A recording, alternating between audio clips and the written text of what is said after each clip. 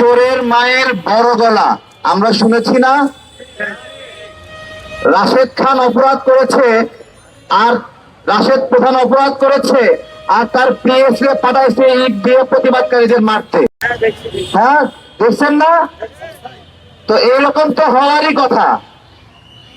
তাদের পূর্বপুরুষদের একজন ছিল রাজাকার, আর একজন ঢাকা বিশ্ববিদ্যালয়ে 7 মার্ডারের সঙ্গে জড়িত। তো তাদের লোকেরা প্রতিবাদ দেখলে গা গরম হবে, ইট নিয়ে মারতে আসবে। এটা আমরা খুব আশ্চর্য হই নাই। রাশেদ প্রধান বলেছে বেগম জিয়াকে কবর থেকে নিয়ে আসবে, জিজ্ঞাসা করবে। তো এই উগ্র আগে তো ছিল দস্তগীর গাজী সাহেবের লুঙ্গির তলায়, জানেন নাকি আপনারা? জানেন? মদ খেয়ে তাল হয়ে উল্টা হয়ে থাকতো, জানেন নাকি? সেই ছবি দেখছেন না আপনারা? দেখছেন? আচ্ছা, সে এখন সাদা পাঞ্জাবি পরে সাদা শকুনের বন্ধু হয়েছে।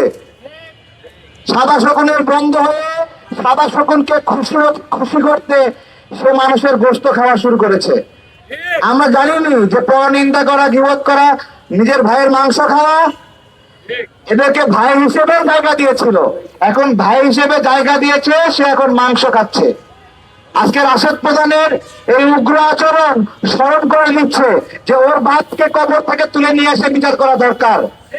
কারণ সেই বিচার বাংলাদেশের মানুষের পাওনা আছে, সেই বিচার ঢাকা বিশ্ববিদ্যালয়ের শিক্ষার্থীদের পাওনা আছে।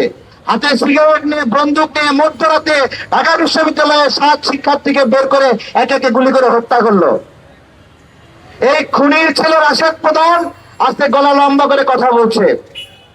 কিসের জোরে কথা বলছে গলা লম্বা করে?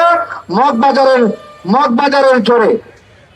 তো মগবাজার নিজে তো লুঙ্গির তলা ছিল, লুঙ্গির তলা ছিল। এখন স্বাধীন পরিবেশ পেয়ে তাদের উগ্রতা বাড়াবাড়ি হয়ে গেছে। আর বিএনপির ভাইকে বলবো, আপনারা তো রাজনৈতিক প্রোগ্রাম কর্মসূচি ভুলে গেছেন, তাই না? এই যে ভাই, আরো জোরে বক্তব্য দাও, জোরে বক্তব্য দাও। তারপর রাস্তার মধ্যে রিক্সাওয়ালারা মাথায় যখন টং করে ঢাকা মারবে তখন কিছু করো না, বলো না। আরো জোরে আওয়াজ তোলো, আরো জোরে বেগম জিয়াকে গালি দাও। বেদবের ঘরে বেদব, তোমার বাপ বেঁচে আসলো কিভাবে তোমরা জানো না? জানো না? হ্যাঁ, দয়া ভিক্ষায় বেঁচে আসলো, তোমার তো জন্মই হইতো না বেদব। তোর বাপ ফাঁসি থেকে মাপ না বলে তোর জন্মই হইতো না। কি 7 খুনের মার্ডার না, ওর জন্ম হইতো, ফাঁসি হইলে? হ্যাঁ, ভিক্ষায় পাওয়া জীবন, ভিক্ষায় পাওয়া জন্ম, আজকে সেই বিএনপির বিরুদ্ধে বিষোদাগার করছো তোমরা, তাই না? ধন্যবাদ সবাইকে।